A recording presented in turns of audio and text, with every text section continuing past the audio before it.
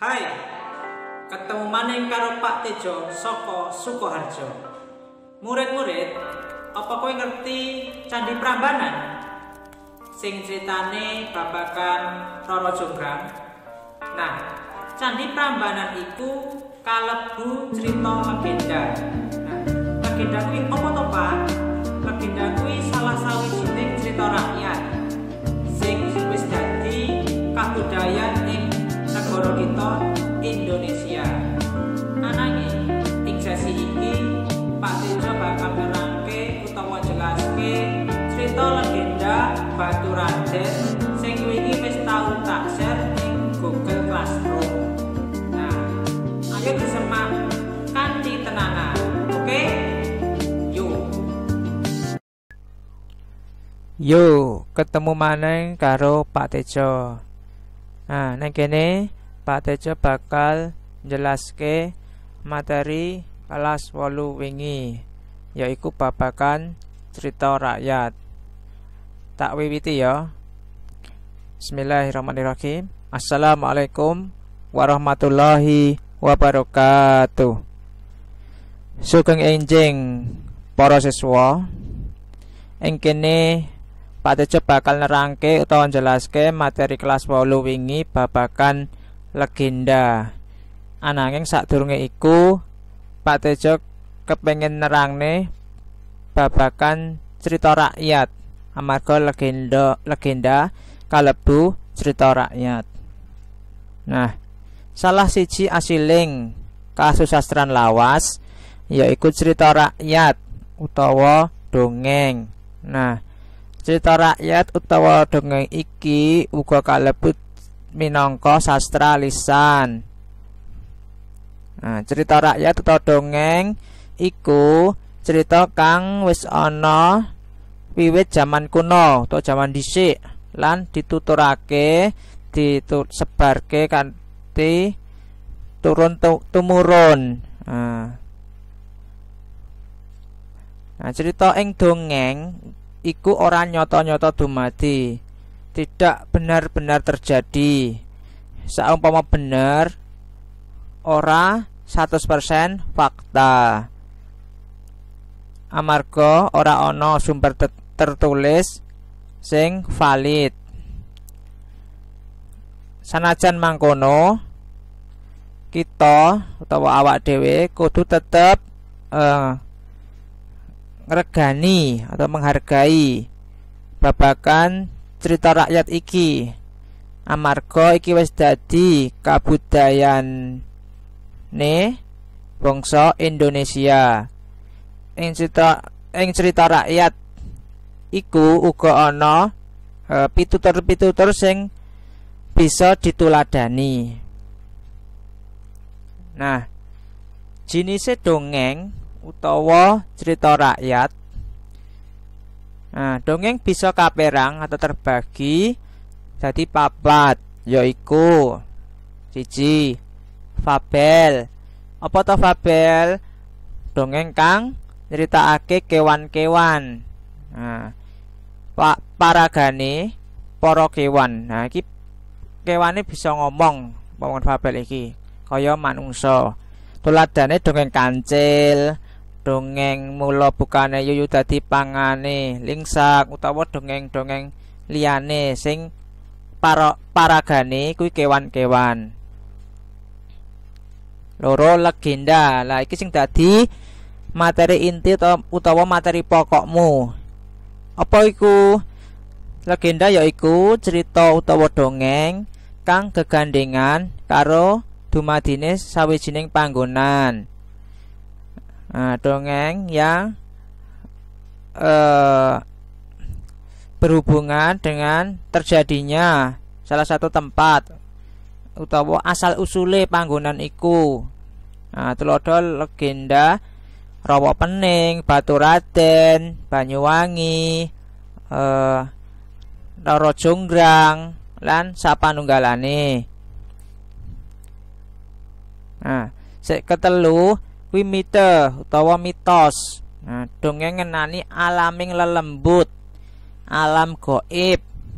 Ayo bangsane demit-demit kayata dongeng kuntilanak, dongeng Dewi Lanjar, Dewi Sri, Nyai Roro Kidul, mungkin ya ana Nyai Roro Lor, Etan, Kulon, yen ana.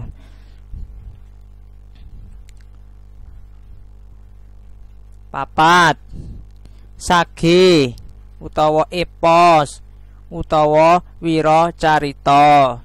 Nah, yaiku dongeng kang nyeritakake kepahlawaning manungsa lan ngemot unsur-unsur sejarah. Kayata dongeng Amir Hamzah, Damar Wulan. Umpama epos utawa wira carita ya kaya dongeng wayang iku Mahabharata utawa Ramayana. Nah, legenda sing dadi materi intine cerita utawa dongeng kang ana gegayutane karo sawijine papan panggonan, asal usul utawa kedadian alam. Nah, iki mau tak sebutke tuladane asal usul jeneng Baturaden. Minggu wingi wis tak wenehi tugas babakan iki ngringkes legenda Baturaden. Sing durung numpuk gage numpuk. Amarga iki wis dadi tugas saka Pak Guru. Sing wis numpuk ya wis etuk biji, sing durung ya isih kosong. Mula ayo gage. Tetep kudu digarap. Nah, sing keloro legenda Roro Jonggrang. Iki gegayutane karo Candi Prambanan. Yen kowe wis duwe buku pakete, iki ana ceritane. Lanjut legenda Baturaden. Nah, ning kene Pak Tejo pengen jelaske legenda sik wingi. Nah, iki nek nggon file Microsoft Word. Nah, ing kene Pak Tejo njupuk salah siji tugase murid. Nah, legenda asal usul jeneng Baturaden. Nah, legenda Baturaden iku utawa Baturaden iku papan wisata ing tlatah Purwokerto. Tlatah iki daerah Banyumas. Nah, kuwi ana rong versi, yaiku versi Kutha Liman lan versi Syekh Maulana Maghribi. Nah, iki sing kandha iki miturut M Sarjono, pensiunan Wedono Jati Lawang Banyumas. Nah, versi Kutha Liman kuwi ngandharake ton jelaske menawa jaman Adipati ing Kadipaten Kutha Liman kagungan putra-putri cacah papat. Duwe putra-putri cacahe papat. Nah, ayo digatekne Pak Tejo ameh jelaske. Sang Adipati kang remen nitih turangga, kang seneng teh jaran, kagungan abdi gamel. Nah, gamel ki apa? Tukang wong utawa tukang sing ngopeni jaran. Nah, nanging gamel kasebut malah seneng-seneng karo siji putrine sang Adipati kanthi sesideman. Nah, gamel utawa pembantune kuwi mau sing ngurusi jaran kuwi duwe rasa tresna, cinta karo salah siji anake bendarane, majikane. Nah, iki. Nah, sang Adipati duka banget. Nah, mungkin zaman dhisik isih berkasta-kasta. Ki kastane raja, sijine kastane jelata.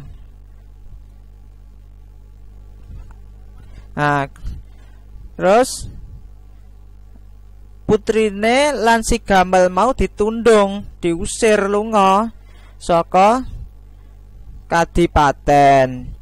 Nah, amarga iki mau sang raja atau adipati ora trima anake sesenengan karo gamel wi mau pembantune cara gampangane. Nah, putrine karo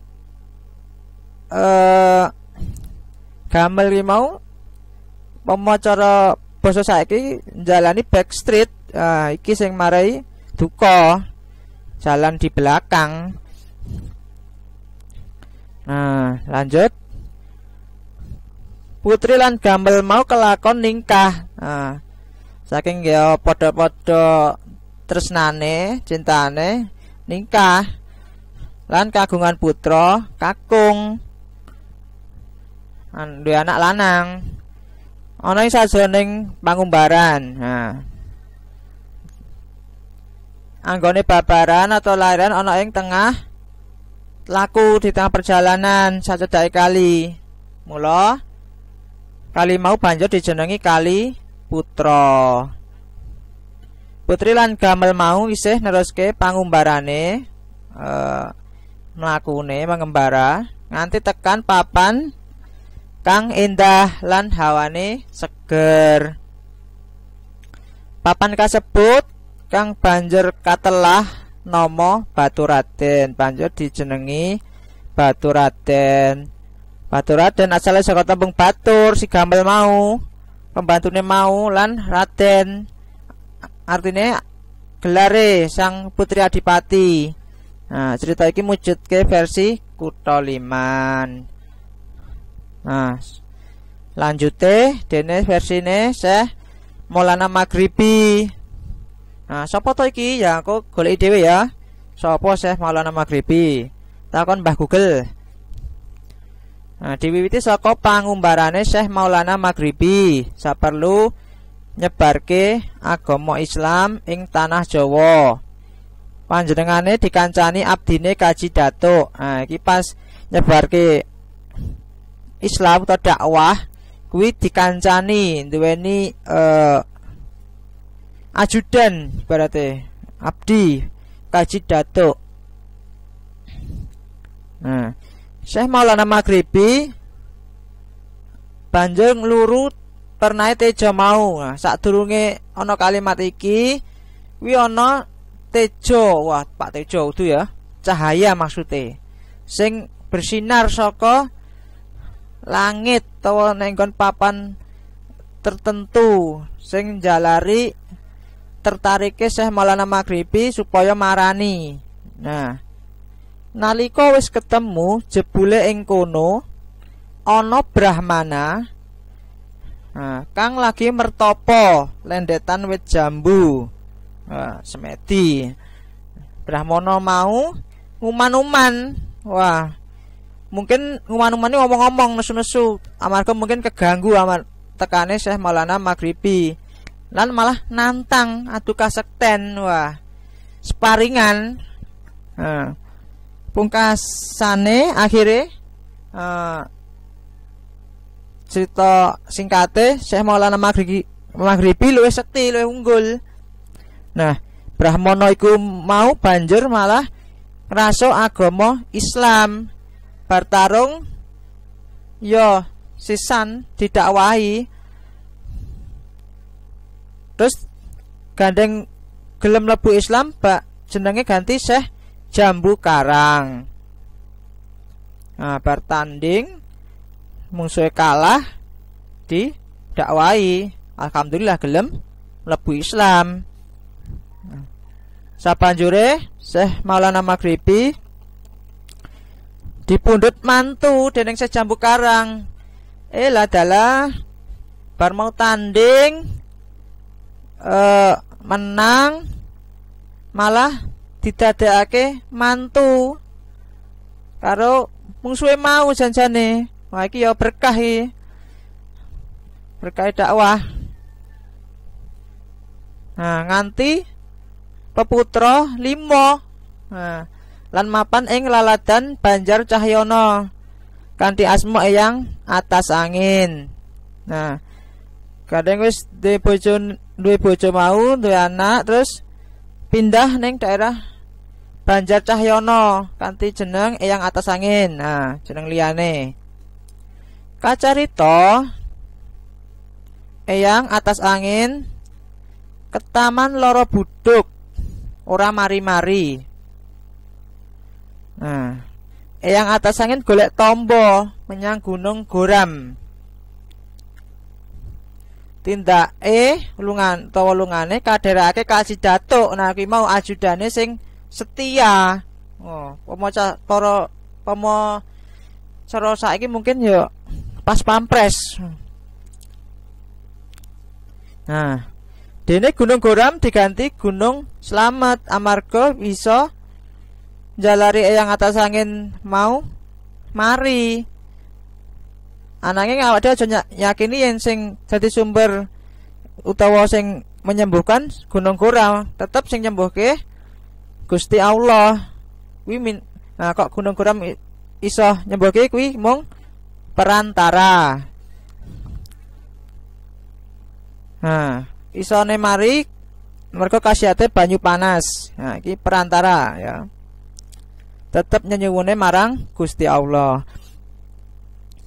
Pranyata abdine mau isih setia nunggoni sakwise munggah gunung golek mertamba bareng medun tibake abdine mau ajudane mau isih nunggoni bendarane kanthi setia nunggoni. Nah, yang atas angin utawa Syekh Maulana Maghribi mau rumangsa trenyuh pirsa kasetiane Kaji Datuk. Nah, trenyuh saking setiane. Nah, mula banjur diparingi jeneng Rusuludi kang tegese rewang kang becik. Nah, dene papan kono banjur diwenehi jeneng Batu Raden. Asale saka tembung Batu Radian. Saka tembung batur iki mau. Ana batur sing Kaji Datuk mau terus radian saka tembung adi kang becik. Nah, kuwi cerita ringkese legenda Batu Raden. Oke, lanjut maneh ing PowerPoint genti. Mau wis jelaske cerita ringkes legenda Batu Raden. Saiki lanjut. Nah, ing cerita utawa ing cerita karya sastra mbah kuwi novel, cerkak utawa cerbung, cerita rakyat ngene iki mesti duweni unsur intrinsik. Apa to kuwi unsur intrinsik? Yaiku unsur-unsur pembangun cerita saka jero. Saka jero cerita.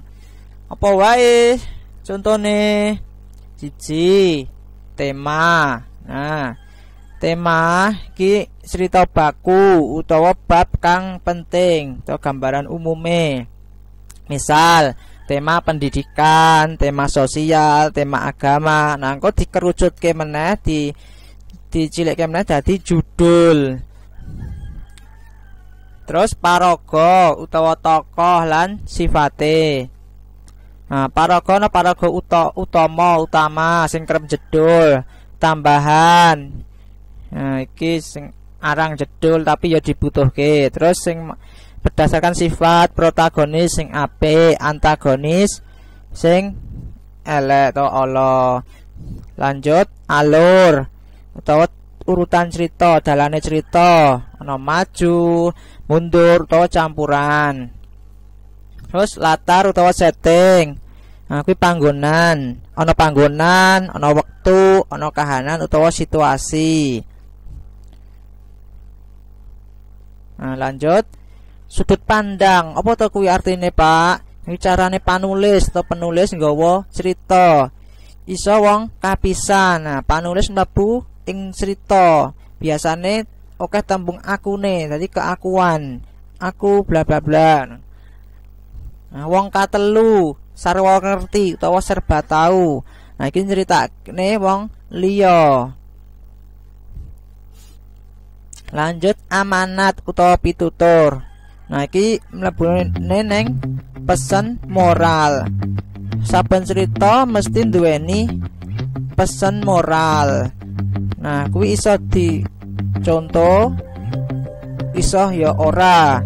Sing dicontoh mestine pesen-pesen sing apik utawa becik.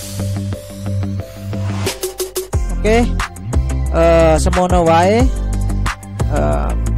penjelasan ringkas saka Pak Tejo. Muga kowe iso tetap sinau kanthi semangat. Wassalamualaikum warahmatullahi wabarakatuh.